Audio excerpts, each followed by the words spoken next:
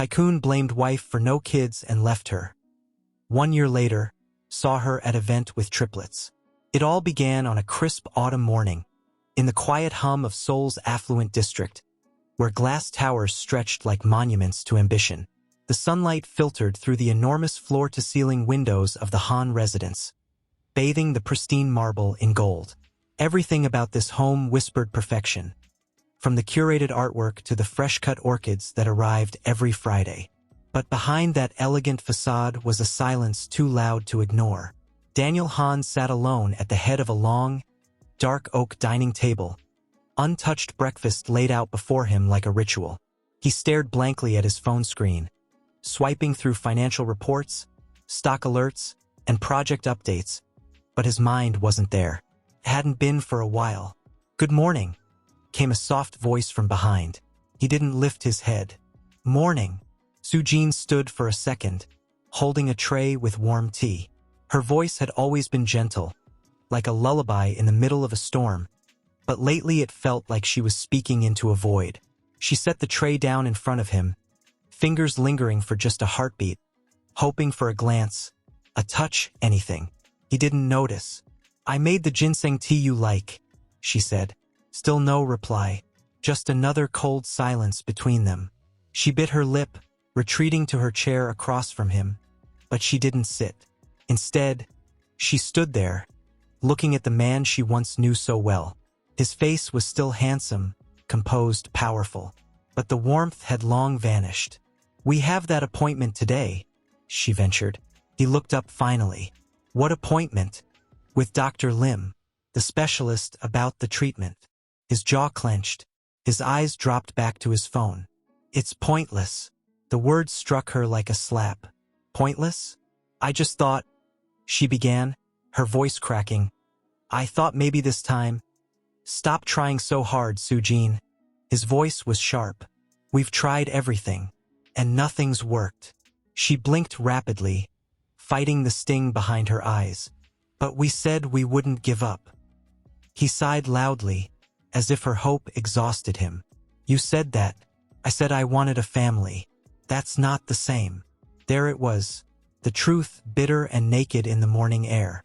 She stood in silence, heart hammering, every inch of her trembling. He didn't look up again. He wouldn't see the pain blooming across her face, like frost spreading through glass. "I do want a family, Daniel," she whispered, voice trembling. "More than anything." "Then maybe," he muttered, pushing his chair back with a screech, "you should accept that you can't give me one." And with that, he walked away, leaving Sujin standing in the middle of the beautiful, sterile kitchen, surrounded by everything money could buy, and everything love had forgotten. She didn't cry, not immediately. She stood frozen, her hands clenched at her sides, her breath shallow. Outside, the leaves fluttered in the wind like tiny pieces of her hope being carried away. Her eyes fixed on the steaming cup of tea she had prepared for him. Sat untouched, just like her. Unwanted, unnoticed. Later that evening, when the lights of the city began to flicker on like stars rising from the ground, Sujin sat alone on the edge of their massive bed. She held a photo in her hand, a candid snapshot from 4 years ago, taken on their honeymoon in Prague. Daniel was laughing in it, his arms wrapped around her as she grinned at something off camera. They looked so real then, so alive. "What happened to us?" she whispered into the dim light. No answer came, of course. Only the distant hum of traffic and the echo of loneliness that had taken root in their home. She pulled her knees to her chest, wrapped her arms around them, and for the first time in months, she allowed herself to sob. Not because they were struggling to conceive, but because the man she loved had stopped trying, stopped hoping, and maybe even stopped loving. She had once believed that love could conquer all things, that if they stayed together, supported each other, they would come out stronger. But what happens when one heart stops beating for the other? That night, she slept alone, even though he was just in the next room. And Daniel? He didn't sleep at all. He stood on the balcony with a glass of whiskey in hand, staring out at the city skyline.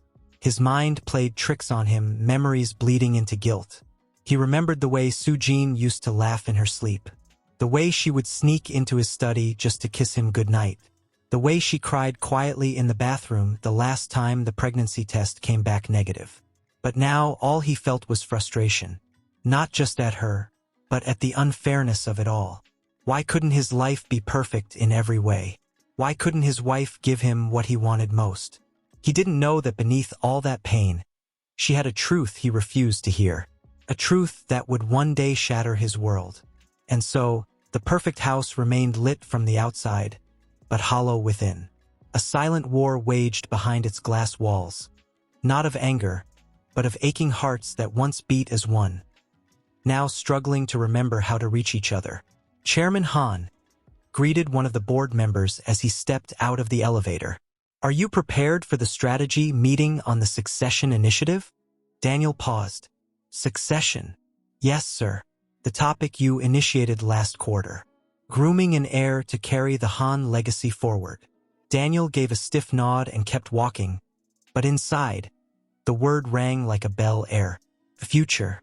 A son. A name to carry forward. In the meeting, graphs and charts filled the screen. Voices droned about mergers and projections, but Daniel's mind wandered. His eyes fixed on a small corner of the presentation that displayed Next Generation Vision. A young boy and girl holding a model rocket in a bright green field. The image pierced him. He suddenly stood. Postpone this meeting. There was confusion. Murmurs. His assistant, Ms. Yoon, stood from her chair. "Chairman Han, is everything all right?" I said postpone it. And without another word, he left the room, his heart pounding. By the time he reached the private medical clinic, he was already agitated. He hadn't told Soo-jin he was coming. In truth, he hadn't even decided until he was halfway there. Maybe guilt, maybe curiosity, maybe something deeper he wasn't ready to admit. Dr. Lim's office was quiet and minimalist. A subtle scent of eucalyptus filled the air. Daniel waited stiffly in the consultation room, arms folded, foot tapping. The door opened. Dr. Lim looked surprised to see him. "Mr. Han, I wasn't expecting." "Just give it to me straight," Daniel interrupted. "The results. My fertility test." There was a beat of hesitation. The doctor looked at the folder in his hand, then back at Daniel. "Sir, I believe we discussed this already. You've never completed the test." Daniel's jaw tensed. "I did. A month ago. I sent in the sample. My assistant handled everything." Dr. Lim blinked. "Yes, but the sample was insufficient. We informed your assistant, and the appointment was never rescheduled." Daniel's face froze. "What do you mean insufficient?" "It couldn't be analyzed properly," Dr. Lim said gently. "We needed a second sample, but your office never followed up. We assumed you had other priorities." Daniel stood there, stunned. No one had told him. He had assumed everything was done. He had been so ready to place the blame on her, without even finishing his part. "There's something else," Dr. Lim added cautiously. "If you're here now, perhaps you're ready to know. I reviewed some preliminary data from the partial sample. Though not conclusive, it showed markers suggestive of male factor infertility." Daniel's world spun. What are you saying?" he whispered. "I'm saying that it's possible the difficulty conceiving may not have been due to your wife. In fact, based on what we've seen, the chances are high that it was you." Daniel felt like the air had been sucked from the room. He left without another word. That evening, he returned to the mansion. The silence was heavier than usual. Soo-jin was sitting in the reading nook by the window, her hands wrapped around a cup of tea, eyes red from crying, though she quickly looked away when she heard him. Daniel stood in the doorway, uncertain. His voice came out hoarse. "Did you know?" She didn't look up. "Know what?" He hesitated. "That I never finished the test. That we never knew for sure." Her lips trembled slightly. "Of course I knew." A long silence. "And you never told me?" She looked at him now, her eyes full of quiet devastation. "Would it have mattered?" Daniel opened his mouth to answer, but the words didn't come. Soo-jin stood. She walked toward him slowly, stopping just a few steps away. Her voice was low, trembling, but steady. Do you know how many times I blamed myself? How many nights I lay awake thinking I wasn't enough for you? He looked down. I took every test, she continued. I did every treatment. I ate herbs that made me sick. I prayed so hard I couldn't breathe. And every time it didn't work, I saw it in your eyes, that disappointment, that shame. You didn't have to say it, Daniel. I felt it. Tears welled in his eyes now, but he blinked them back. I didn't want to shame you, she said. You were already drifting. Your mother, you're bored. Even Yune whispered behind my back that I was a burden. I thought, if I protected your pride, maybe I could save what we had left. You should have told me, he whispered. She stepped closer, her hand almost touching his chest, but not quite. You didn't want truth, Daniel. You wanted someone to blame. And then she walked past him, out of the room, out of the place where her love had slowly suffocated under the weight of silence and pride. Daniel remained there, unmoving. Later that night, he sat in his study in the dark. On the desk lay a folder, the one Dr. Lim had given him. He opened it slowly, eyes scanning every word like they were needles to the skin. Each sentence confirmed what he had never wanted to consider. The empire might be his, but the legacy might never be. A memory came to him then. Sujin, sitting at their old apartment kitchen years ago, holding a tiny pair of baby socks she had bought when they were newlyweds. One day, she had said, smiling, we'll see little feet running around this house. He had kissed her then, promised her everything. Now that promise was a ghost. Sujin stood by the doorway, a small suitcase by her side. Her fingers trembled as she zipped it closed for the last time. She had packed quietly, deliberately. No grand gesture, no scene. Just the bare essentials. A few clothes, a worn journal, and a necklace her mother had given her before she passed away. The house felt colder than usual, empty despite its grandeur. From the second-floor landing, Daniel watched her. He hadn't slept. His eyes were sunken, the veins around them dark with regret and confusion. He had heard her moving in the early hours, rustling drawers, walking softly, as if she didn't want the house to know she was leaving. He came down slowly, each step echoing louder than the last. You're leaving, he said, his voice low and rough. She didn't turn around. I don't want to fight, she said quietly. I don't have any strength left for that. He approached, hesitant, unsure whether to plead or let her go. We can fix this. She turned then, her eyes glassy but hard. Fix what, Daniel? You can't fix something you refused to see was broken. His jaw tightened. I was wrong. About everything. Her gaze softened for the briefest second, but she caught herself. Do you know how many times I waited for those words? Months. Years. He looked down at the suitcase. Where will you go? I don't know yet. She looked toward the window, where the rain blurred the city. Skyline. Somewhere quiet. Somewhere I can breathe again. Daniel reached out, his fingers brushing her wrist. Sujin, please, don't go like this. Her breath caught. She had imagined this moment so many times, but never like this. Never with so much emptiness between them. She pulled her wrist away gently. You already left, Daniel. Long before today. He wanted to argue, to fight, to beg, but something inside him told him he no longer had that right. At the door, she paused, one hand on the handle. There's something I should tell you, she said without turning. He stepped closer, hope flickering. But then she shook her head. No, it doesn't matter anymore. And then she was gone. The door shut behind her with a finality that echoed through every corner of the house. Daniel stood still for a long time, listening to the sound of the rain. He felt it then, not just regret, but something deeper. A hollow, aching absence that filled the space where love used to live. He wandered back into the kitchen, the same place where she had once stood with ginseng tea, hope in her eyes.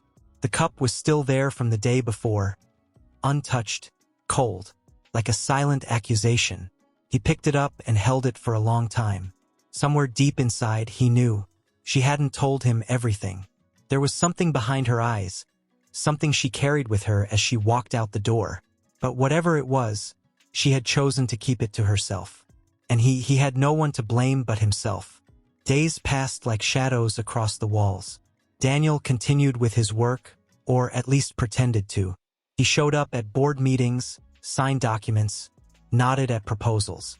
But he moved like a man underwater, everything muffled, slow. Food had no taste. Music felt intrusive. Even the sun seemed too bright, as if mocking him. He went back to Dr. Lim's office one afternoon, alone. "I want to complete the test," he said. Dr. Lim nodded solemnly. "We'll proceed today." After the appointment, Daniel sat in the clinic lobby for nearly an hour, staring at the wall. At one point, a young couple walked past him, holding hands. The woman was visibly pregnant, her husband's hand resting proudly on her belly. They smiled at each other like they had a secret only they shared. He couldn't look away. He went home that night and opened their old photo albums. Sujin had always been the one who loved pictures. Pages and pages of memories. The Prague honeymoon, her surprise birthday party, their camping trip in Jeju Island where it rained the whole time, and she still called it the best weekend of her life. In every photo, she looked at him like he was the center of her world, and he had taken that for granted. One photo slipped from his lap. A small, candid shot of Sujin in their garden. She was barefoot, laughing, her hair messy from the wind. He remembered taking that picture. It had been a lazy Sunday. She had just finished planting daffodils, dirt on her cheeks, joy in her eyes. He pressed the photo to his chest and closed his eyes. He didn't know where she had gone. She had left no contact, no clue. Her phone number no longer worked. Her social media accounts were silent. Her parents had passed years ago. She had no siblings, no trace. And yet, every night, he found himself waking in the dark, convinced he heard her voice, dreaming of things he had never said. One evening, nearly 3 weeks after she left, Ms. Yoon walked into his office holding a large white envelope. "This came for you," she said. "There's no return address." He took it with trembling hands. Inside was a single piece of paper, folded neatly, his name written in her handwriting. He opened it slowly, almost afraid. "Daniel, I wanted to tell you something before I left, but I couldn't find the strength. I'm pregnant. Please don't look for me. Not yet." He read it once, twice. The third time, his knees gave out as he collapsed into his chair, breath caught in his throat. Pregnant. Sujin was pregnant. His vision blurred. The room swirled. He pressed the paper against his lips, his heart pounding louder than it ever had. She had left, but not alone. And now, for the first time in his life, Daniel Han felt something powerful enough to shatter everything he thought he knew. Fear, hope, desperation. And now, she was gone, and she was carrying his child. He didn't know where she was, what kind of place she was living in, or whether she had enough to eat, enough support, enough warmth. The thought gnawed at him every minute. He'd built an empire out of precision and strategy, yet now, faced with the most important task of his life, finding her, protecting her, he was completely powerless. Desperation turned into obsession. He hired private investigators. He offered money, too much money. "Find her," he said, voice low, eyes empty. "No matter how far she's gone." But there were no leads, no trails. It was as if she had been swallowed by the earth. And he wasn't the only one looking. At one of the board meetings he finally attended after weeks of absence, his mother was waiting for him in the hallway. Her face was stiff with disapproval. "You've become unrecognizable," she said, eyeing his disheveled appearance. He didn't respond. "You've embarrassed our name. First with that girl, now this disappearance. Rumors are starting." "She's my wife," he said flatly. The woman scoffed. "Was your wife, and she gave you nothing. No heirs, no future. Be a man, Daniel. Find someone who can give you what you need." He turned to face her, his voice shaking. "She gave me everything, and I destroyed it." She flinched at the sudden venom in his tone. "I don't want anyone else," he added. "Don't ever speak about her again." His mother's expression hardened. "You think that woman left quietly?" She ran. You don't even know if the child is yours." The sentence landed like a dagger, but Daniel didn't lash out. He just looked at her with deadened eyes. "She wouldn't lie. You blamed you," he said quietly, "for something that wasn't your fault. I let pride and pressure eat away at everything we had. I let people, my mother, the board, speak lies, and I listened. And the worst part is, I didn't even have the courage to face the truth about myself. I pushed you away so I wouldn't have to admit it might have been me all along." Sujin lowered her gaze, her arms tightening across her stomach. "You were right," he continued. "I didn't want truth. I wanted someone to carry the blame for my own shame. And you," his voice cracked, "you carried it. You carried it all." Tears shimmered in her eyes now, but she blinked them away. "I've thought about you every day," he said. "I've imagined you alone, scared, wondering how you were going to do this without me. And it kills me." Sujin stepped back, her hand bracing the wooden railing. "You don't get to say that." He stopped. "You don't get to hurt me, abandon me, and then talk about your pain," she said, her voice trembling. "Do you know what it was like to carry these children without you? To throw up every morning alone? To feel them kick for the first time with no one's hand to grab? I wanted you there. I needed you there. But you weren't." He looked down, ashamed, helpless. "I cried for you," she continued. "I screamed into pillows every night because I didn't understand how someone I loved so much could look at me like I was worthless. And then one day I stopped crying. I had to, because they needed me whole." She placed both hands over her belly now. "I'm not just a wife anymore, Daniel. I'm a mother. And every choice I make now is for them." He nodded slowly, swallowing the lump in his throat. "Then let me make a choice for them too. Let me be in their lives." Her expression tightened. "So you can show up once and disappear again when it gets hard?" "I won't disappear. You already did once." "I was a coward," he said, stepping closer. "But I'm not that man anymore. I sold part of the company. I moved out of the penthouse. I've been volunteering in clinics. Not because I wanted to impress anyone, but because I needed to find out who I am when I'm not trying to be perfect."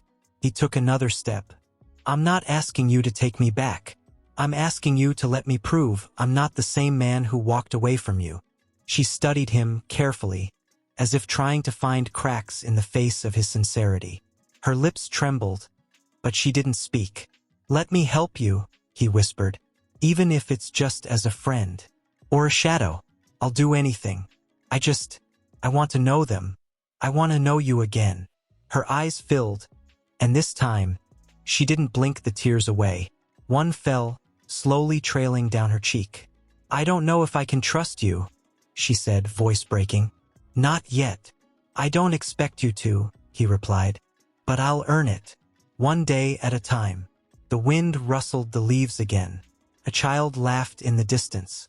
And for a brief moment, something fragile hung between them.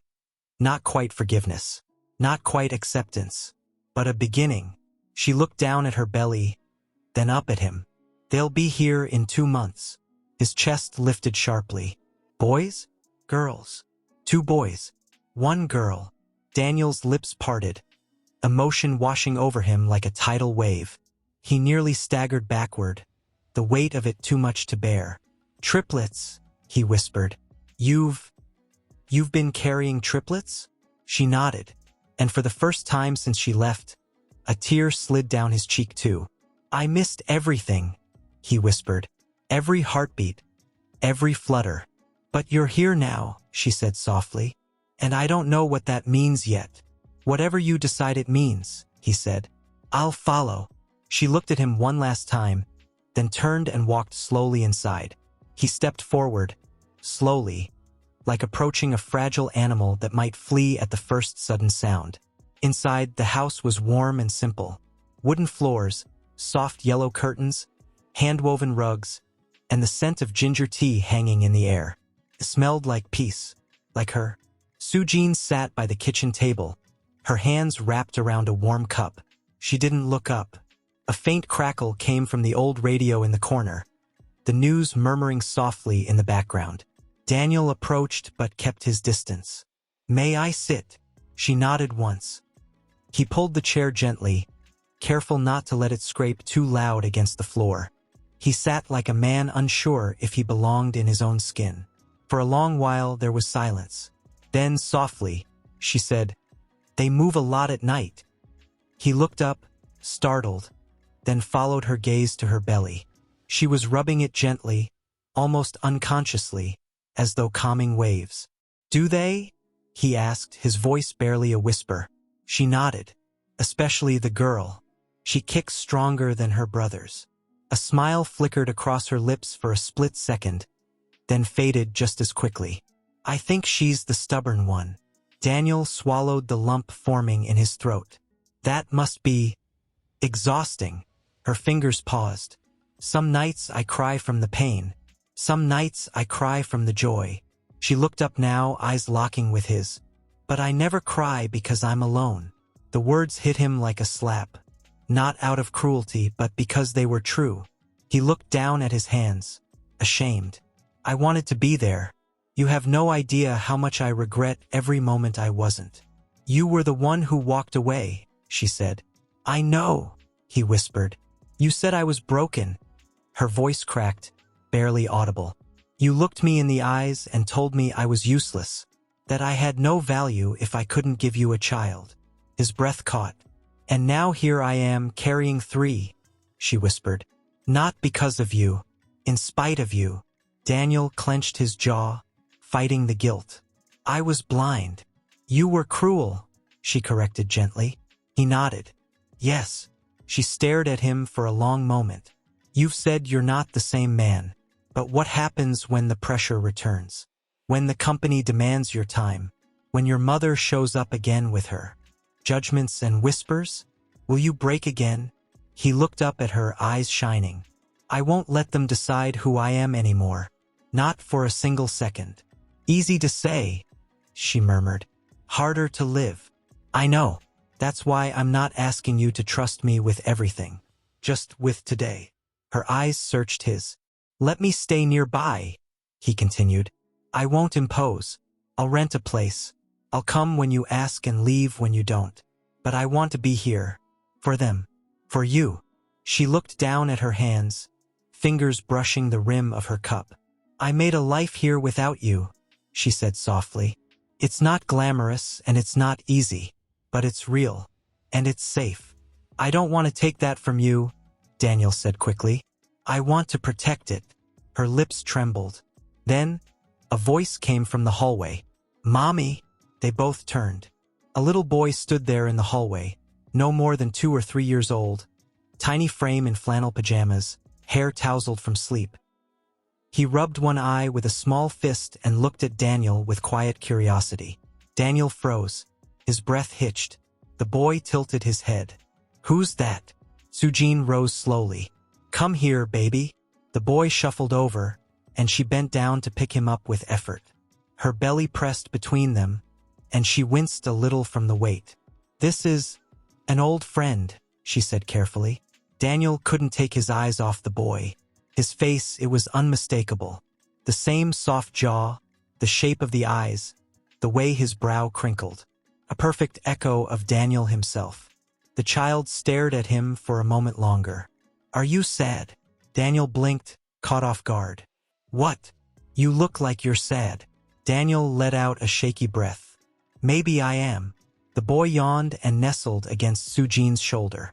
"It's okay. Mommy sings when I'm sad. It helps." Daniel smiled, the faintest curl of his lips, as tears stung his eyes. Sujin held the boy for a moment, then looked at Daniel. "His name is Hajun." He inhaled sharply. "The other 2 are sleeping," she added. "They're younger. I want to meet them. One day," he said. She nodded once. "One day."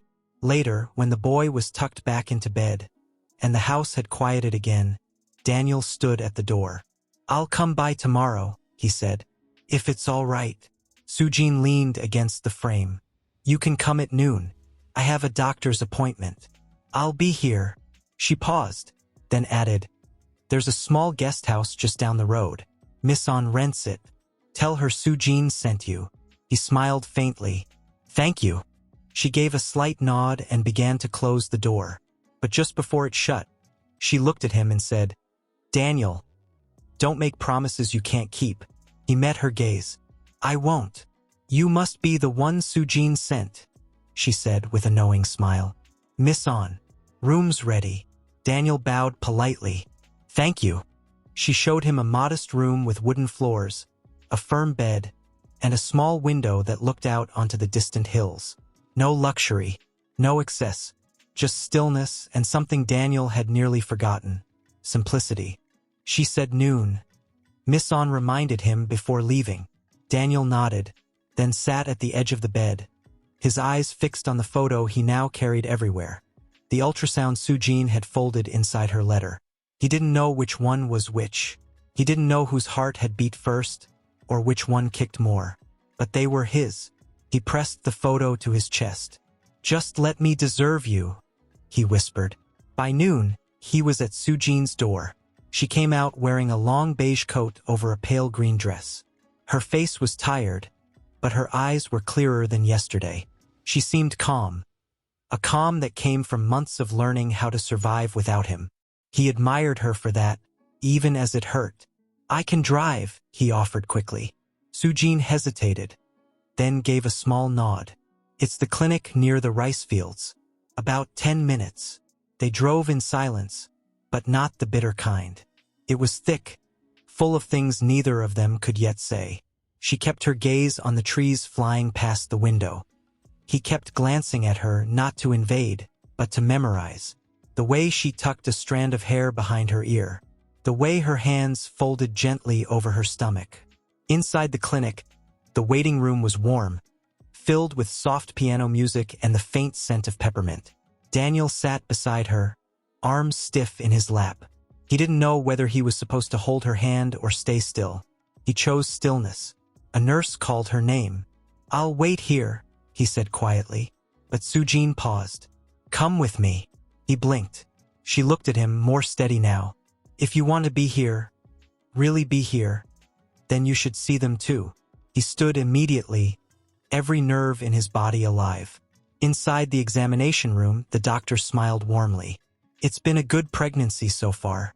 We'll do the ultrasound now." "You're the father." Daniel nodded, nervous. "Yes."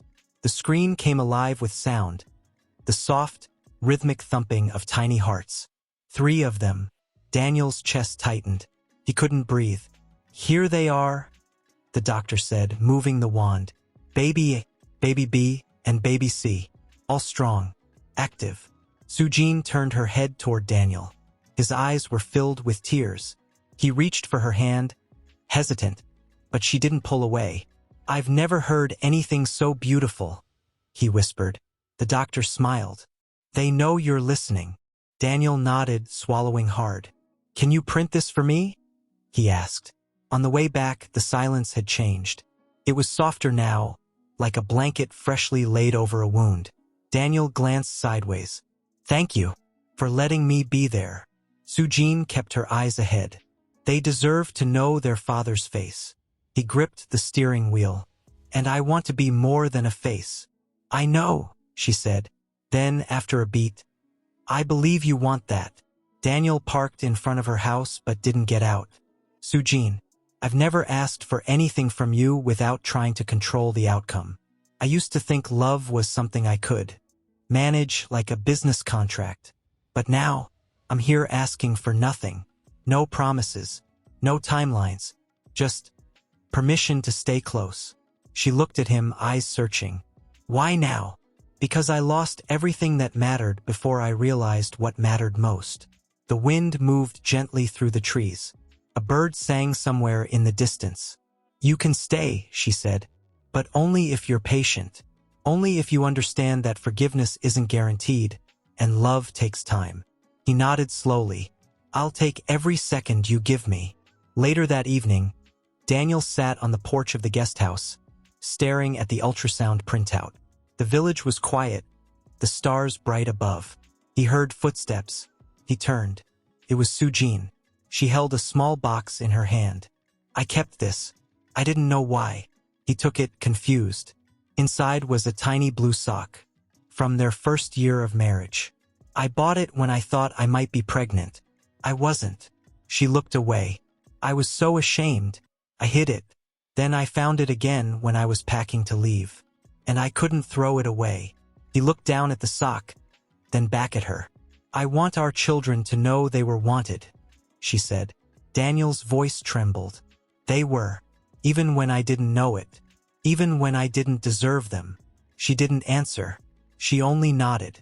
And then, for the first time in nearly a year, she said his name like she used to, soft, familiar. Daniel. He looked up. I don't know what this will be, but I'm willing to see. His throat tightened. So am I.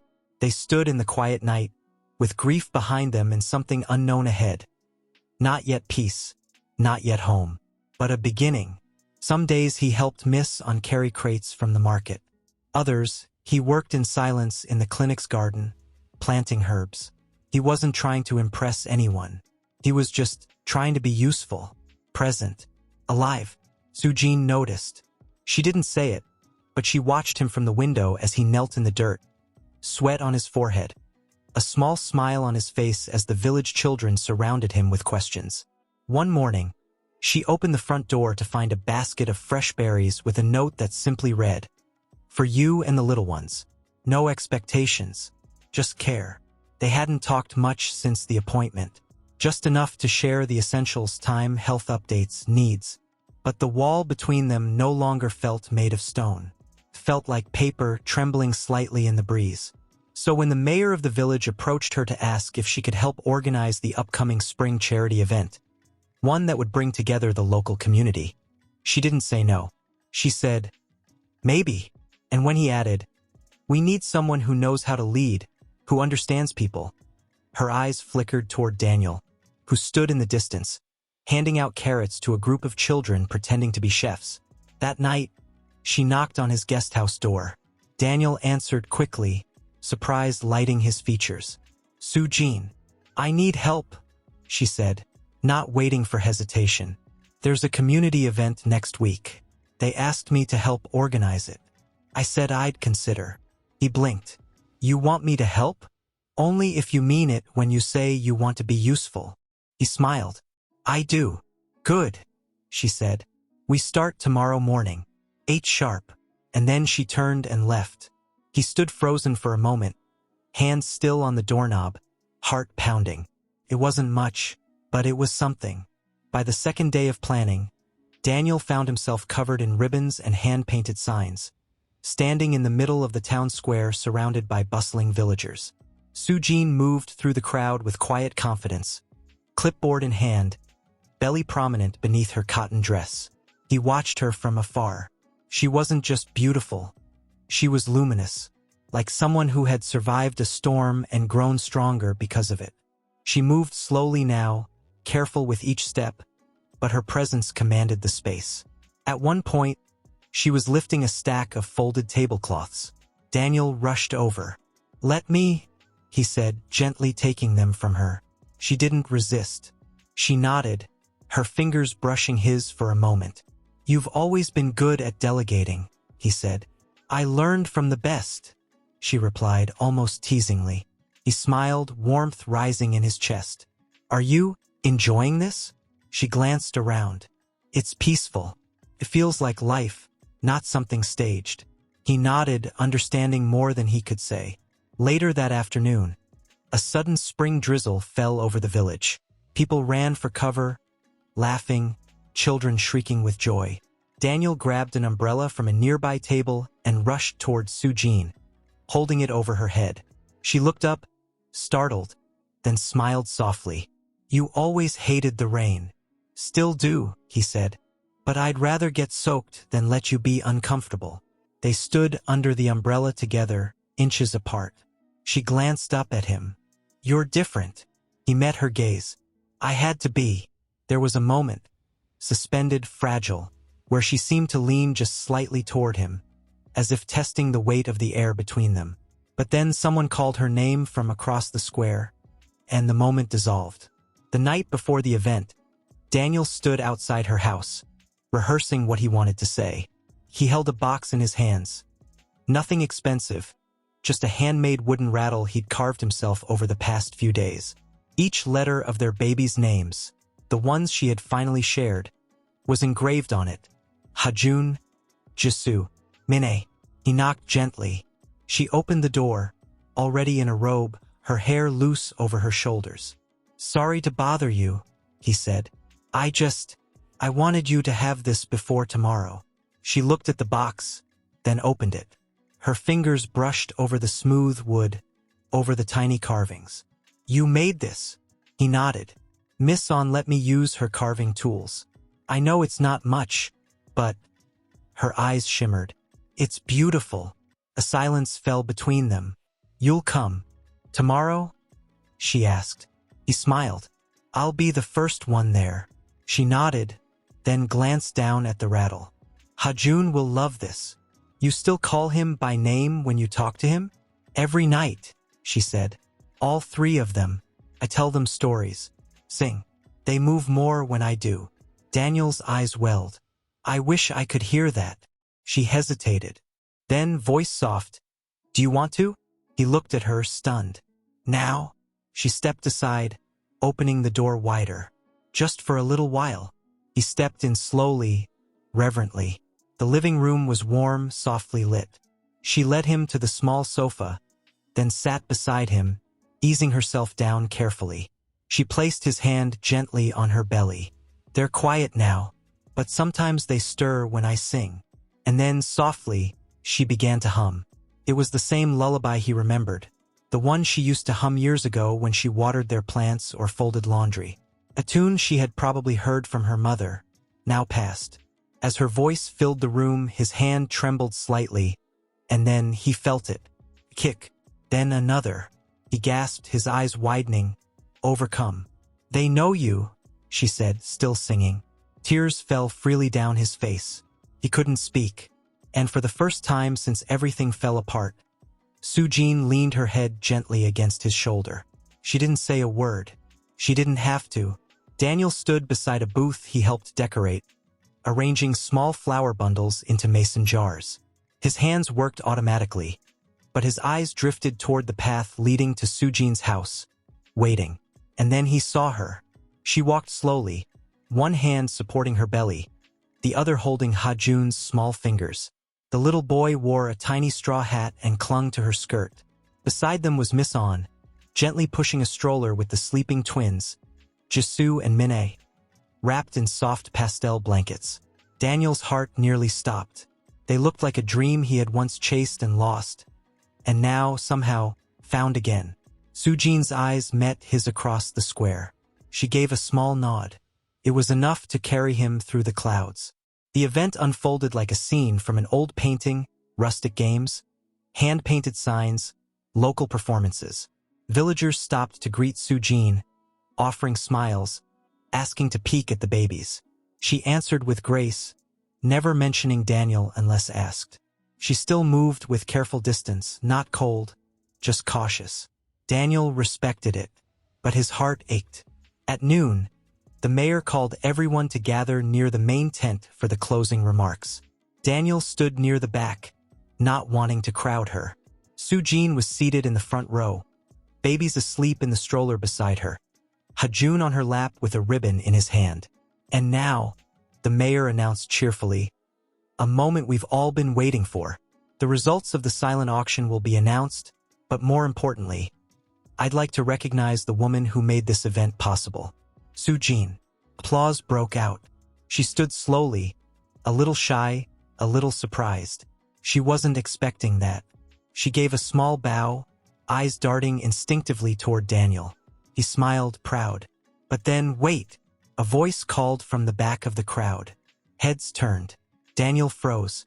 Yune stood there, in heels far too polished for village soil, her sleek black coat sharp against the pastel countryside.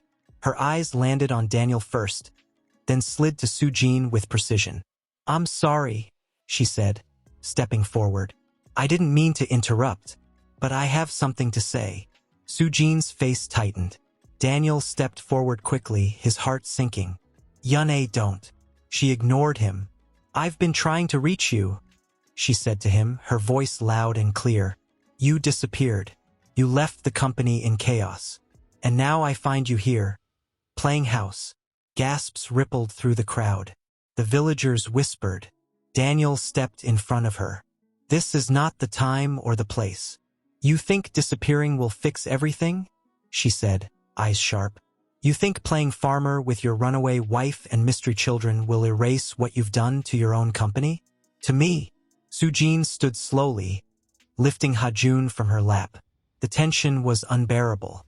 Eyes were on them. The music had stopped.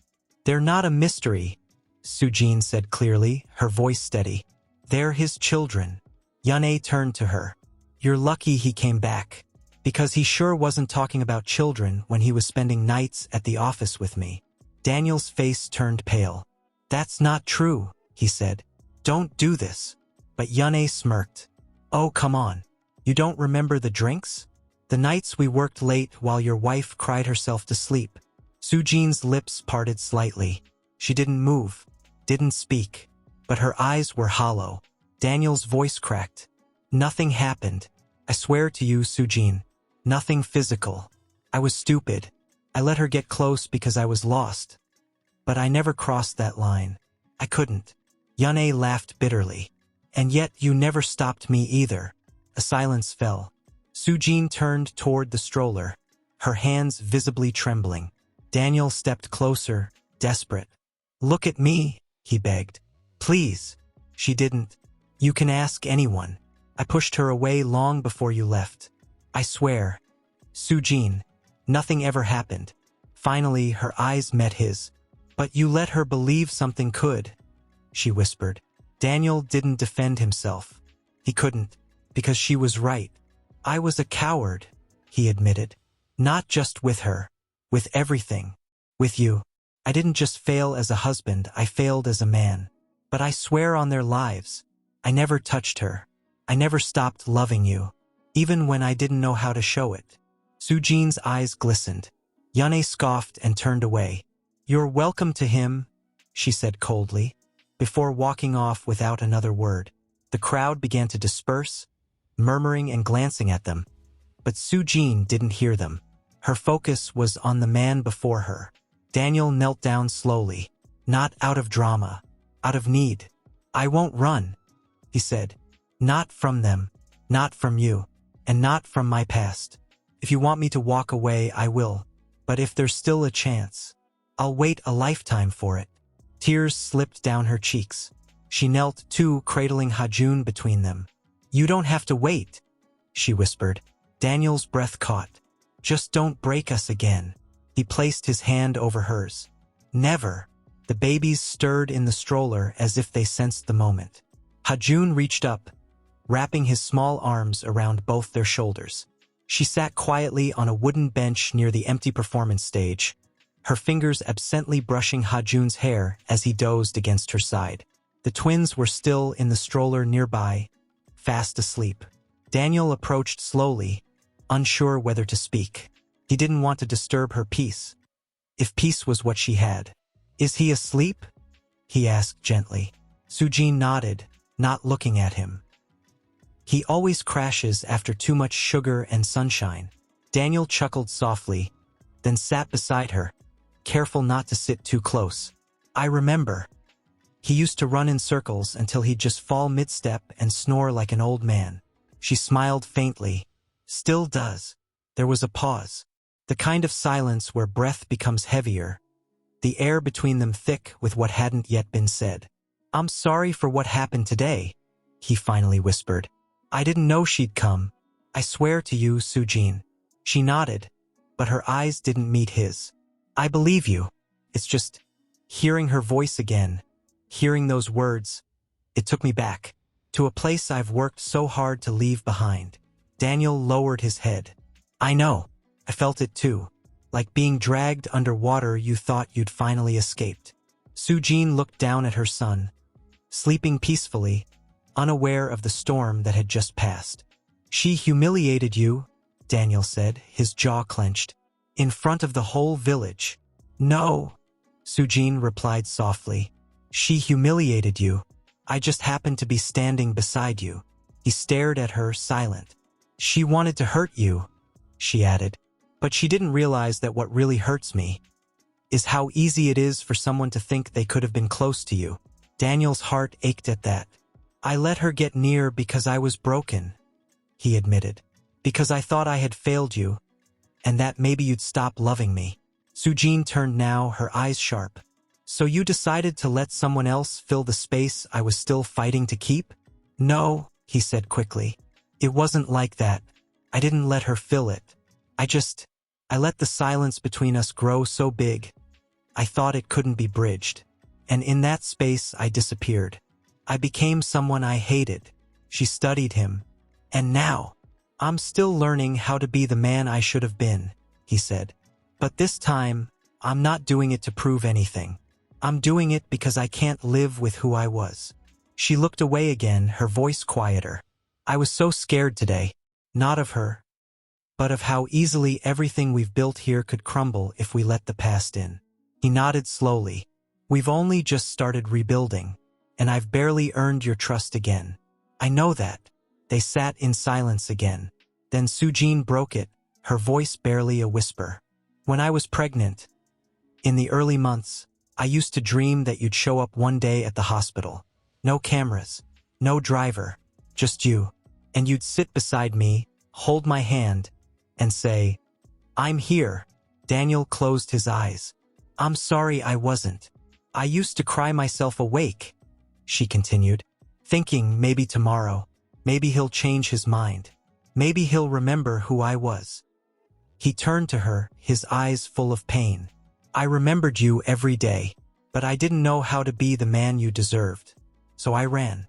And I told myself it was easier to forget than to face what I'd done." "You don't get to forget," she said, her voice trembling now. "I couldn't forget. Not when my body changed every week. Not when I felt them moving. Not when I was sick and dizzy and terrified." "I know," he said softly, "and I'll never ask you to forgive me quickly, or even fully. Just let me carry the weight with you now. Let me earn my place beside them." Sujin wiped her eyes. "And what if one day you decide it's too much?" "I won't," he said instantly. "Not again. You left once, and I'll regret it every day for the rest of my life," he said, his voice firm. "But I'll never do it again. You have my word." She stared at him for a long time, measuring the man before her. Not the one she once loved blindly, but the one scarred by his own failures. Quieter now, softer, broken and rebuilding. "Words are easy," she said. "I know. That's why I'm here," he replied. "Still showing up. Still waiting for you to believe in me." Sujin looked down at Hajun, still sleeping in her lap, then at the twins. She sighed. "You can come by tomorrow. I'll need help with the stroller. And there's a checkup next week." Daniel nodded slowly, not pushing for more. "I'll be there. Always." She stood carefully, adjusting the blanket around Hajun, then looked at Daniel again. "Just remember, if you walk away again, you won't just lose me this time. You'll lose them." "I won't walk away," he said. "Even if you never take me back as your husband, I'll still be their father. I'll still be your shadow if that's all I'm allowed to be." She looked at him one last time, then walked away into the twilight, not shutting the door, but not opening it wide either. And Daniel sat on the bench alone, the sound of the wind rustling the leaves above, his hands clenched, his heart fragile but certain. Daniel woke before dawn, unable to sleep. He walked the gravel path leading up the hill behind the guest house. The sun hadn't yet broken the horizon, and the mist rolled low through the trees. With each step, he tried to quiet the question gnawing at him. Could she really trust him again? Or was she simply letting him stay close for the children's sake? By the time he returned, the sky had turned from gray to gold. Just as he reached the bottom of the hill, he saw Sujin standing outside her house. She was dressed in a thick cardigan and slippers, cradling a thermos. She wasn't waiting for him, at least not obviously, but she didn't go inside when she saw him either. Their eyes met. She nodded toward the bench near the steps. "Do you want coffee?" He hesitated, surprised. I'd like that. She poured 2 cups, handed one to him silently. They sat shoulder to shoulder without touching. The warmth of the drink seeped through his palms, grounding him. I had dreams all night, she said softly. Of the past. Of you in the office. Alone. Cold. Distant. Daniel lowered his gaze. Sounds about right. But then I had another dream, she continued. You were holding one of the babies, laughing. Just you and him, under a tree. He looked at her, something caught in his throat. And I remember thinking in the dream, she went on, voice barely above a whisper, maybe he finally came home. Daniel clenched the cup tighter. I want to. I'm trying. I know. She looked toward the horizon, where the first rays of sun warmed the rooftops. But I can't stop thinking, she said. What if you try and fail again? What if the man I dreamed of is only a version that exists in apology, in guilt, but not in reality? He set the cup down and turned fully toward her. I'm not asking for you to forget, or even fully forgive me. I just want you to see me now as I am, not the man you once knew, or the man you feared I'd become. Her eyes met his, deep, wary, and soft all at once. Then her voice lowered. I don't know how to let go of the fear. I'll wait, he said. As long as it takes. I'll show up every day. I'll carry the weight with you. Even if you never let me inside your heart again. There was a long pause. Then, as if the truth had broken the surface at last, she said, Do you know what it felt like, Daniel? To carry them alone, knowing they were a part of you, knowing I still loved you, even when I hated you. He swallowed hard, his voice barely steady. Tell me. She turned to him now, and the morning light caught the tears in her eyes. Every time they kicked, I cried, 'cause I wanted to share it with you, because I was scared, because I didn't know if I was strong enough. But I had no choice. I had to be strong for them. Daniel reached for her hand, hesitantly. She didn't pull away. I was weak, he said, but you were never alone. I didn't know how to come back. You never said you were wrong, she whispered. Not when I needed to hear it. I was wrong, he said now. I was so wrong. She closed her eyes for a moment, exhaling shakily. I want to believe in you again, but belief isn't love. I know, he whispered, but maybe it's the road back to it. She looked down at their hands. Then Hajun's voice broke the silence. Mommy! They both turned. The boy stood at the doorway, blinking sleepily. His small arms clutched a toy rabbit. Sujin stood and walked over, scooping him into her arms with a soft groan. Hey, baby, did you have good dreams? Hajun looked at Daniel, then back at her. Is he still here? She nodded. Is he staying? Daniel held his breath. Sujin looked at her son, then at Daniel. He's trying, sweetheart. He's trying really hard. Hajun considered this with a thoughtful expression. Then he reached out toward Daniel. Can he come eat pancakes with us? Daniel laughed gently, blinking back tears. I'd love that. Sujin smiled, small but real. You can come in, she said. Just don't burn the pancakes this time. He grinned. I've been practicing. As they stepped into the house together, Daniel carefully closing the door behind them. He caught the scent of warmth. Fresh batter, cotton, sleep, and forgiveness still finding its shape. It wasn't a full return. You know, Daniel said, glancing back at Sujin, I burned 5 batches practicing this last week. She raised a brow. Just 5. He laughed. Okay, maybe 7. You've improved. That almost sounds like a compliment. It's conditional, she teased, then added more seriously. But I meant it. He paused, something flickering in his eyes. The playful ease between them felt fragile, like it could break with a single wrong word. He turned back to the pan, flipping the last pancake with a quiet sigh. After breakfast, Sujin stepped out to rock the twins in the sunlit porch. Daniel stayed behind to clean the dishes, a task he approached with meticulous care, like a ritual of redemption. He had never understood what peace sounded like until now. The clink of dishes, children breathing softly, and the woman he once lost humming a lullaby just outside.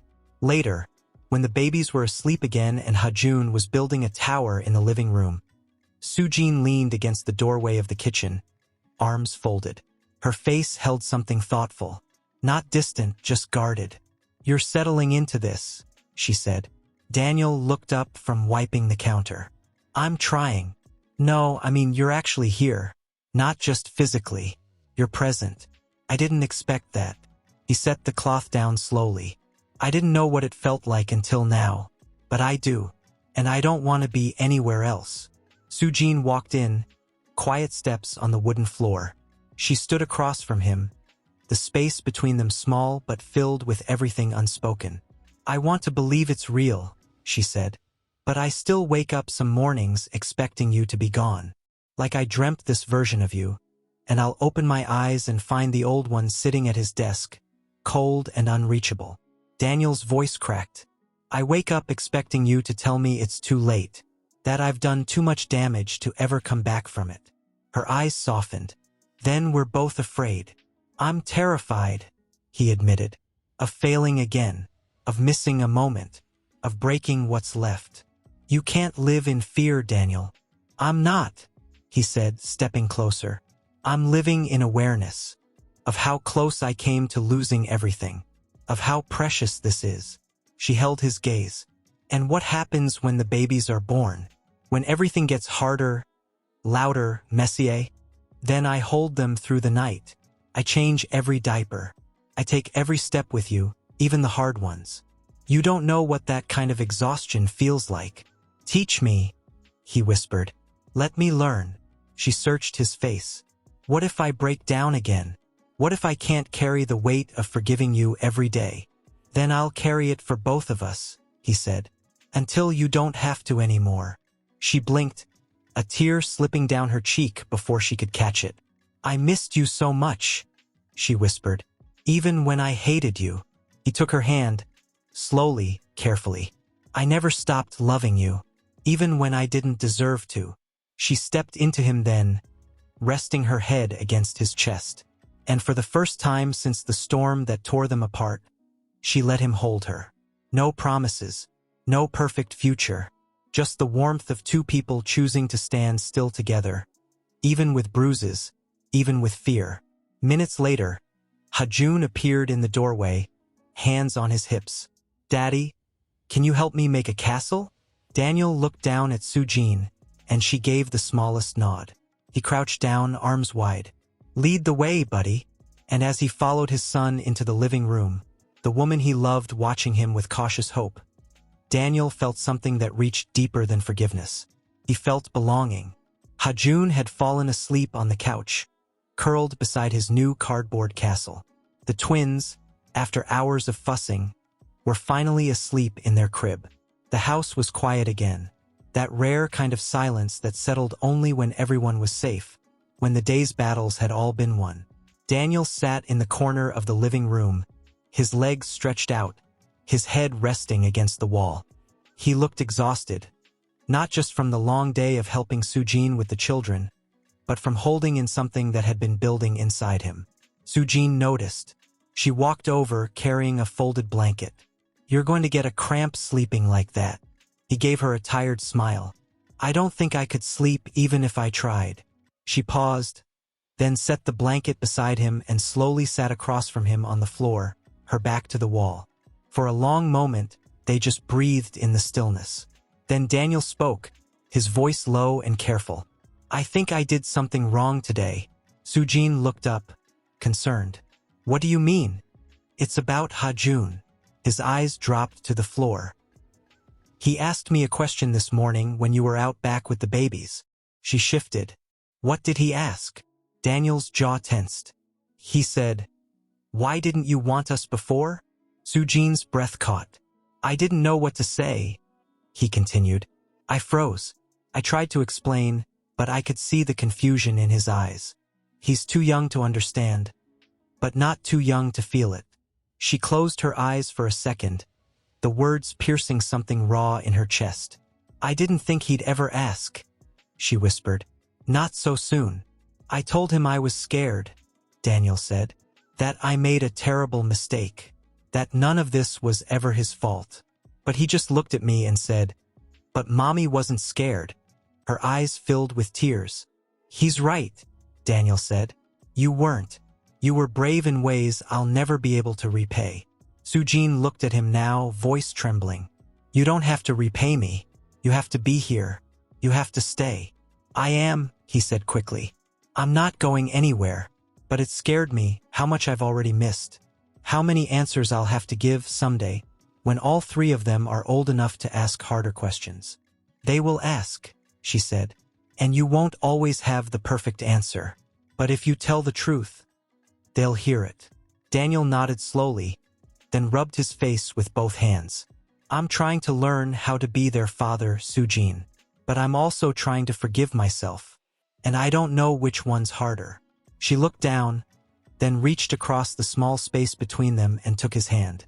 "You're not the only one trying," she said softly. "I carry my own regrets. I think about what would have happened if I'd begged you to stay that night.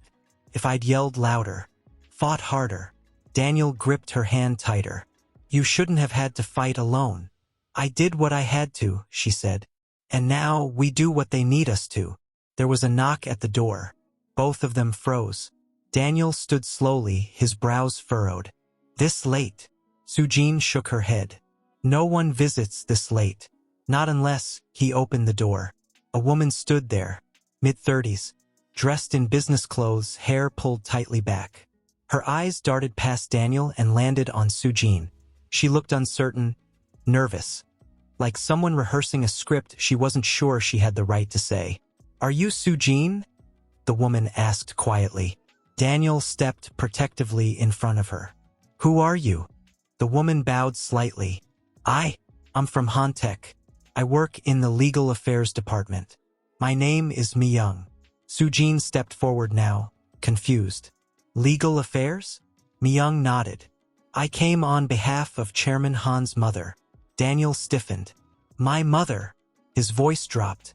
"What does she want?" Myung hesitated, then held out a letter. "She's filing a claim," Myung said, "requesting that a paternity test be conducted before the Han family formally acknowledges the children as heirs." The air drained from the room. Sujin's face went white. Daniel's voice was ice. "She's what?" Myung bowed again. "Please understand, Mr. Han. I'm only delivering the message. Your mother is concerned about the family estate and lineage." "Get out," Daniel said coldly. Myung looked startled. "But," I said, "get out. Now." She stepped back, visibly shaken, then left without another word. Daniel slammed the door shut, chest heaving. She crossed a line. Sujin was still frozen, her hand pressed over her chest, trying to breathe. She doesn't believe they're yours?" "She's never wanted to believe in you," Daniel said. "She's trying to erase you the only way she knows how." Sujin turned away, her voice cracking. "She'll make it public, won't she?" "Not if I stop her." "You can't protect us from everything," she whispered. "Yes, I can," he said fiercely. "And I will. But what if it's too late?" Her voice broke. "What if people start whispering again? What if Hajun hears it at the market? What if the babies grow up knowing the world once questioned if they belonged?" Daniel walked to her, placed his hands on her arms. "They belong," he said, voice shaking. "To me, to you, to this family. I'll go to court if I have to. I'll disown everything she's ever given me if that's what it takes." Sujin looked into his eyes, her fear trembling there. "I won't let them grow up in shame," she whispered. "They won't," he said. "Not while I'm breathing." She leaned against him, tears silent now, falling into his shoulder. And for the first time since coming back, Daniel didn't feel like a guest in her life. He felt like her shield. Sujin stood by the window, her arms wrapped tightly around her middle, though not because of the babies. Her lips were pressed together, her jaw trembling ever so slightly. Daniel watched her from the doorway. He hadn't slept. He hadn't even changed out of yesterday's shirt. "She sent someone here," Sujin said quietly. "To our home." Daniel nodded, his voice low. "She had no right." She's trying to erase them, she said, trying to reduce them to something she can test. I won't let her, he said. I meant what I said. I'll go to court. I'll cut ties if I have to. Sujin turned to him then, her eyes wet but sharp. And what happens when the press gets it? When the media starts circling this village? When my children, our children, grow up and one day Google their names and find headlines that question whether they're real heirs? Daniel felt it in his chest. That tight, sinking pain he knew he deserved. I'll take the blame, he said. I'll go public first. I'll confess everything before she can. Daniel? No, he stepped forward, voice raw. She can't own the story. I will. I'll tell the truth. I'll tell the world I left the woman I loved because of pride. That I tried to erase her. That I didn't deserve a second chance. But she gave me one anyway. She looked at him, stricken. Do you think that will be enough? I don't know, he admitted. But I know I can't stay silent. I won't hide behind you. Not this time. There was a long pause. Then she whispered, She's your mother. And you're the mother of my children, he replied. There's no comparison. The front door creaked open slightly. Hajun peeked his head through, a sleep-heavy rabbit dragging from one arm. Mommy! Sujin knelt immediately. Baby, it's okay. Come here. He ran to her, climbing into her lap. Daniel watched them for a moment. The way Sujin kissed the top of Hajun's head with a mother's quiet desperation. He had failed them once by pretending silence was protection. He wouldn't do it again. The next day, Daniel made the drive back to Seoul alone. He didn't tell Sujin what he planned. He knew she'd try to talk him down or worse, offer to come. And this wasn't hers to carry. The office building looked the same. Cold, towering, hollow. As he stepped into the lobby, heads turned. Whispers stirred like leaves before a storm. People stared at his worn clothes, his tired eyes, the man who'd vanished and suddenly returned like a ghost. The elevator ride to the executive floor was silent, except for the thudding of his heart. When he walked into the boardroom, the conversation stopped. His mother sat at the head of the table. She stood slowly, her expression unreadable. Daniel. He didn't return the greeting. Call off the legal claim. She blinked. Excuse me? The paternity test. The investigation. The threats. Call it off. Now. Her mouth tightened. You're being emotional. No, he said. I'm being a father. She scoffed. A father who walked away from his own wife? Who abandoned his responsibilities and nearly collapsed our name with his disappearance. I'm trying to repair what I broke, he said. And you're trying to punish me by attacking the only thing I have left. She humiliated you, Daniel. His mother hissed. She left without a word. She left because I destroyed her, he snapped. And if she never forgives me, I'll still spend every day making sure she and our children are safe. You're throwing everything away for a woman who already gave you children before marriage? Do you understand how that looks? I understand that I would rather be a poor man with my family than a rich one owned by your approval. She flinched, her lips parting in stunned silence. I resign as chairman, he continued. Effective immediately. Gasps echoed across the room. His mother's face blanched. You don't mean that, she said. I do, he said. And I'll give a full press statement, take every question. I'll talk about my mistakes, my pride, my cowardice. I'll take every consequence, as long as it means protecting them from your control.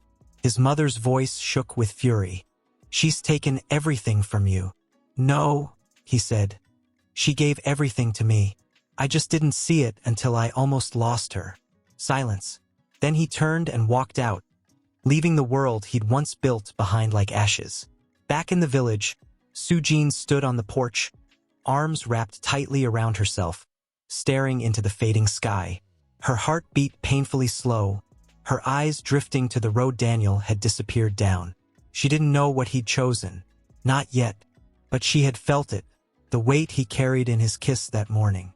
The way he looked at their children like he might never deserve another breath near them, yet still breathed for them anyway.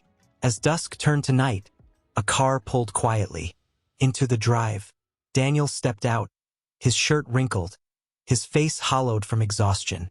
He walked toward her slowly. "You're back," she whispered. "I left it all," he said. Tears welled in her eyes. "Everything." He nodded. "I only want this. You, them. Nothing else matters anymore." She walked to him, trembling, and laid her head against his chest. "I don't care about the money," she whispered. "I know," he said, holding her close. "But I had to prove it. Not to you. To myself." She looked up at him, tears streaming. "So what now?" He brushed her cheek with a shaking hand. "Now," he whispered, "we begin again." Sujin helped him out of his coat and placed it gently over the back of a chair. His eyes were tired, but soft. She offered him a cup of tea. He took it wordlessly. Outside, the wind moved slowly through the trees, and inside, their children slept with the peace only innocence could afford.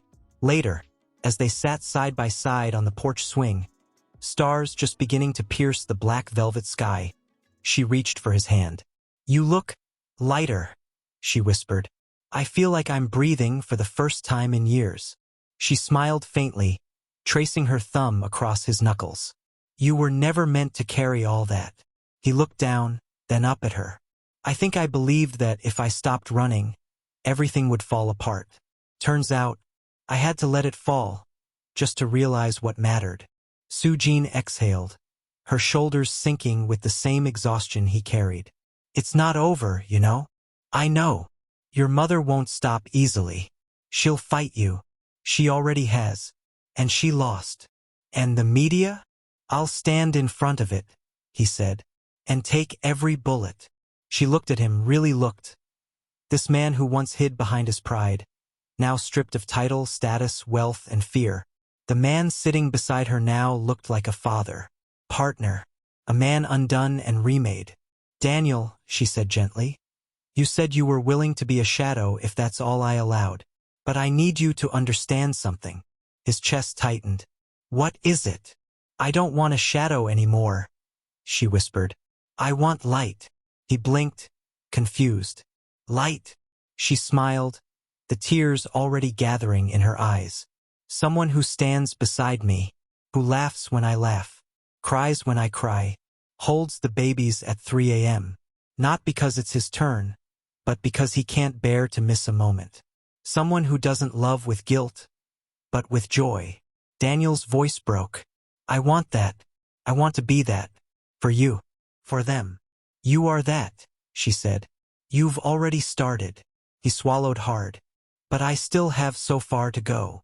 "Then walk with me," she whispered, squeezing his hand. "Let's go together." He nodded slowly, his throat too tight to speak. 2 days later, the hospital appointment arrived.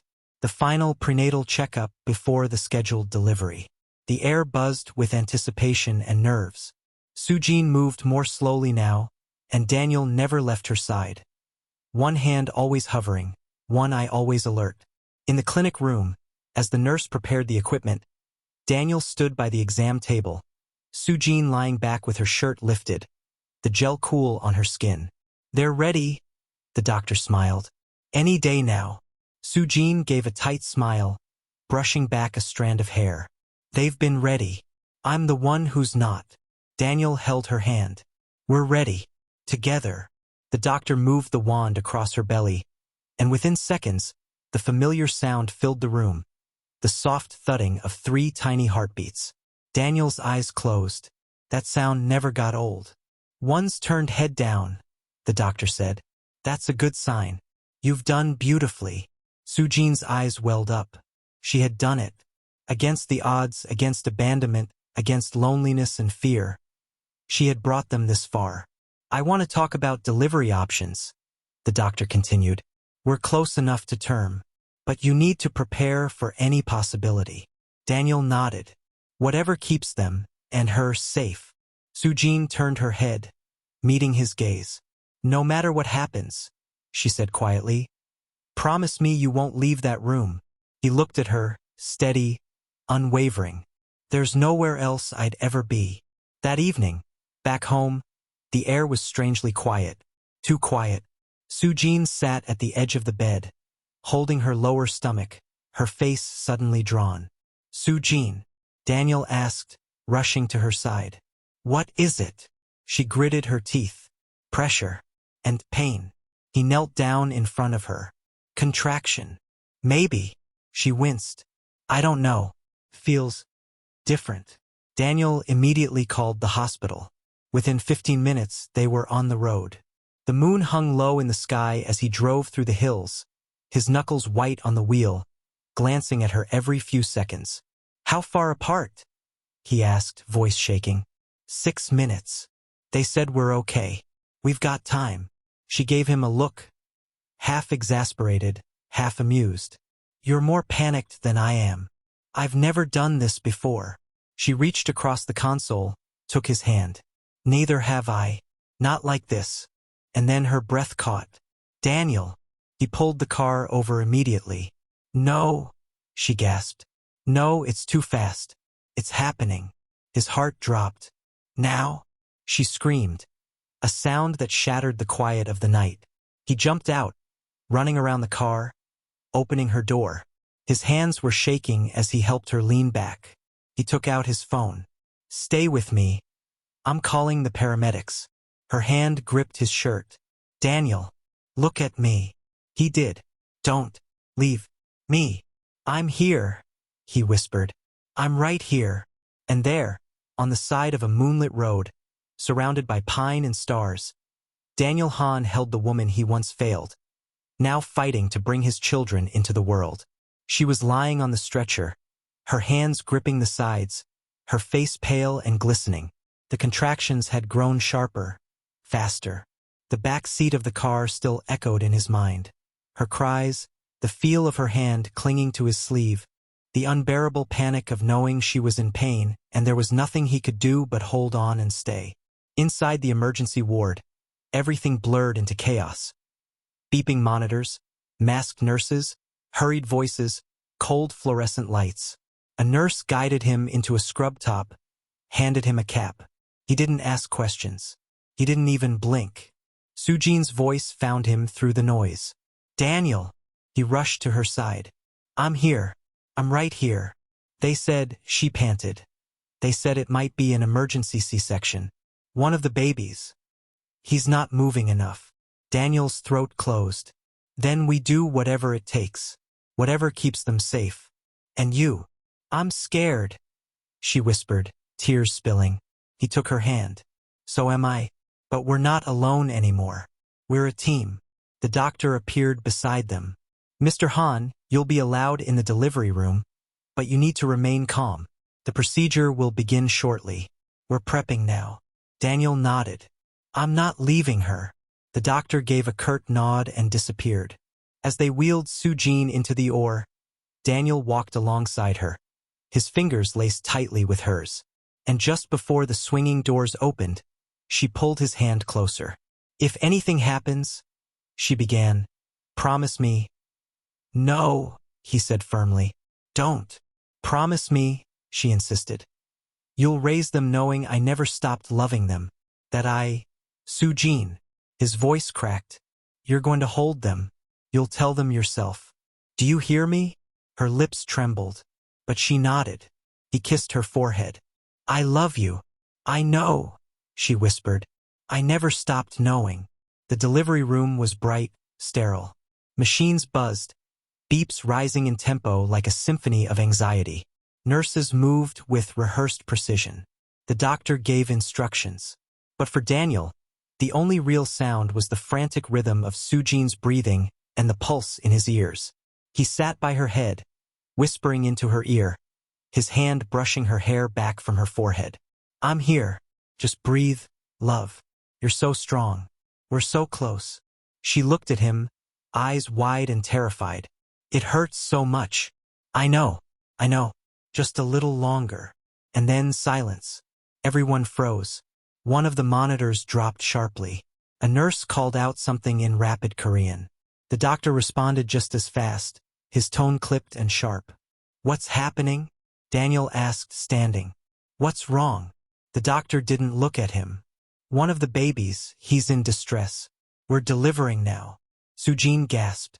Please, you need to stay calm, the nurse said, placing a hand on Daniel's shoulder. We need you grounded, sir.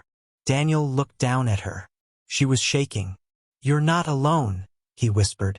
Not for a second. A sudden cry pierced the air. Sharp, loud. Daniel's eyes widened. The first baby. Then seconds later another cry. Softer, higher pitched. The second. And then, nothing. No third cry. Sujin turned her head toward him, terror in her eyes. Why don't I hear him? The doctors moved quickly. Daniel couldn't see past the curtain, but he heard the urgency, the suction, the rushed commands, and then a weak, wavering cry, so faint it felt like a breath more than a voice. But it was there. The third baby. Sujin broke down into sobs, and Daniel held her, pressing his forehead to hers, tears sliding freely down his cheeks. They're here, he whispered. You did it. You brought them here. I need to see them, she cried. I need to. They're okay, the nurse said gently. They're small, but they're breathing. All of them. Hours passed in a blur. Sujin was moved to recovery. Daniel paced the hallway outside the neonatal ward, his palms sweaty, heart racing. When the nurse finally motioned for him, he followed without a word. The babies were tiny, so impossibly small, wrapped in blankets, tubes attached gently to their arms. But they were alive, breathing, fighting. A nurse pointed. Baby A, baby B, baby C. He stood there, eyes glassy, hands shaking. May I touch them? The nurse nodded. 2 fingers. Gently. He reached in, brushing his fingers over baby A's tiny hand.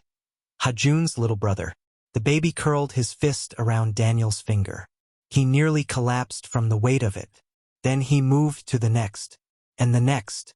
His daughter's eyes fluttered open for a brief second, and Daniel let out a sound somewhere between a sob and a prayer.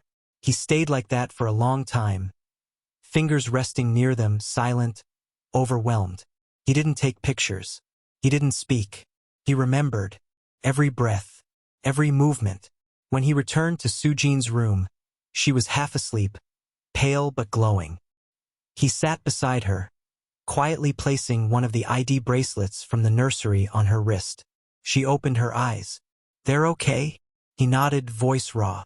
They're perfect. Tears slipped from her eyes, and he wiped them away. They're stronger than I ever was, he whispered.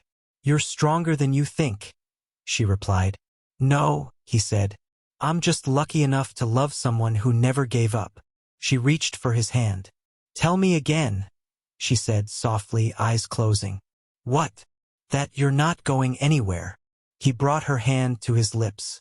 I'm here, he whispered, and I always will be. Her body ached. Her mind felt like it had only just come down from the clouds. But as her eyes slowly adjusted, they landed on the sight that made her forget everything for a moment. Daniel. He was asleep in the chair beside her bed, head bowed, arms crossed tightly over his chest as if guarding something in his dreams. His shoes were off. His hair was tousled. There were dark circles under his eyes, but his expression was peaceful, as if something inside him had finally exhaled. She watched him in silence, the way his fingers twitched now and then like he was reaching out even in sleep. Then she whispered, not loudly, but enough. Daniel! His eyes opened instantly. No panic, just instant alertness, like her voice had traveled into his bones. You're awake.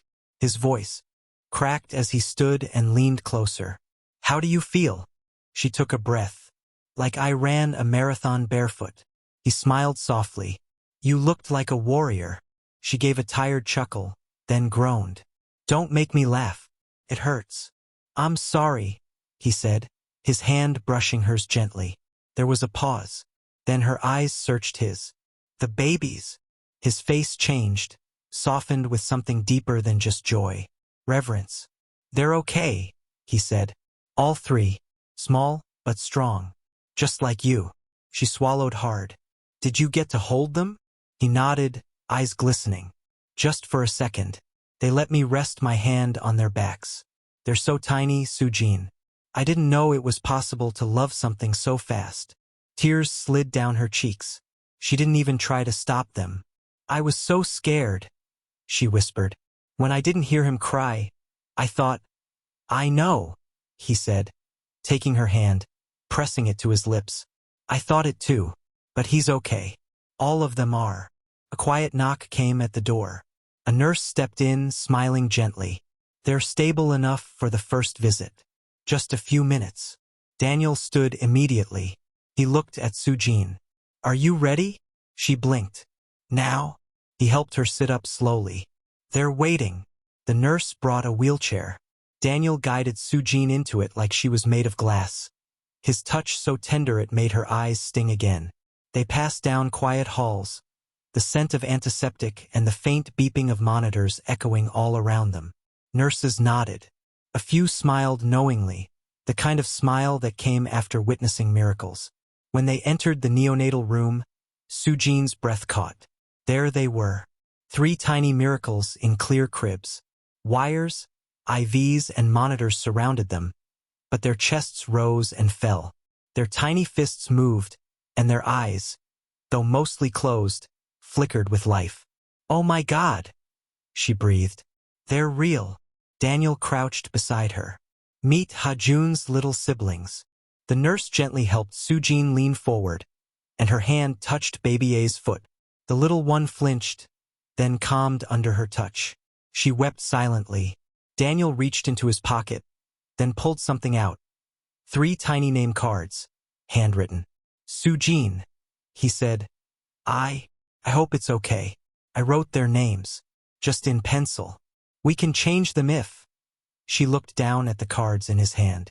Baby A, G1 baby B, Min Ae baby C. Daehyun, she stared, then looked up. You remembered. He nodded. You mentioned once, years ago, those were the names you liked. I didn't forget. She shook her head slowly, tears falling freely now. You never used to listen. I'm listening now, he whispered. She looked at the 3 cribs again. Ji-won, Min-ae, Daehyun, she said aloud, tasting the words like prayers. My babies. Our babies, Daniel almost said, but the moment was too sacred to correct. Instead, he just pressed his hand to her back and let her hold the silence as long as she needed. That evening, after the visit, Sujin was settled back into her bed. The lights were dimmed, and she held the 3 name cards in her hands as if they were treasures. Daniel stood at the window, staring out into the city, lost in thought. She watched him for a long moment before speaking. You gave up your company. He didn't turn. Yes. You gave up everything. I didn't lose anything that mattered, he said. Not really. She frowned. A legacy like that. He turned to face her. A legacy built on shame and silence isn't worth passing down. She studied him. You're not the same man, she said quietly. He walked toward her and knelt beside the bed. No, I'm not. But I wouldn't have become this man without losing you. You didn't lose me, she said softly, brushing a strand of hair from his forehead. You just took the long way back. Daniel let out a breath, overwhelmed, raw. And you waited. I didn't wait, she said, her voice trembling. I raised them, carried them. I fought through every contraction and every fear. But I never stopped wanting you to come back. He rested his head against her lap. I'm back, he whispered, and I'm never leaving again. She stroked his hair, quiet tears running down her cheeks. Then she whispered, I believe you. And with those words, the last wall between them crumbled. Not with drama, not with fire, but with peace. One afternoon, as sunlight spilled across the room and cast soft shadows on the wall, Sujin looked up from the clipboard the doctor had handed her. Daniel was across the room, changing Ji-won's diaper with an almost comical level of concentration. She smiled. You still hold the wipes like they're made of glass. He looked over his shoulder, sheepish. Because she's made of glass. She's not. She's tougher than you think. He glanced down at the tiny baby girl in his arms and whispered, Yeah, she gets that from you. Sujin set the clipboard aside. I spoke to the doctor about discharge. They think we'll all be cleared by the end of the week. Daniel looked up quickly, hope blooming in his chest. Home. She nodded. Our home. His breath caught. You mean that? She hesitated, not because she doubted him, but because even now, trust still carried the echo of old scars. But then she said, slowly, I want our children to grow up where peace lives, and I think that might be with you. Daniel walked over, still cradling G1, and sat at the edge of her bed. I've started something, he said. What? He pulled a folded piece of paper from his pocket and handed it to her. She opened it slowly, her eyes scanning the title, the Sujin Foundation. Below it, a mission statement. To support and protect single mothers, abandoned women, and newborns at risk, and to honor the strength of those who endure what should never be endured alone. Her eyes brimmed. Daniel? I sold my shares, he said softly. Used part of it to fund this. The rest is for us. For them. But this is what I want to build now. She looked at him with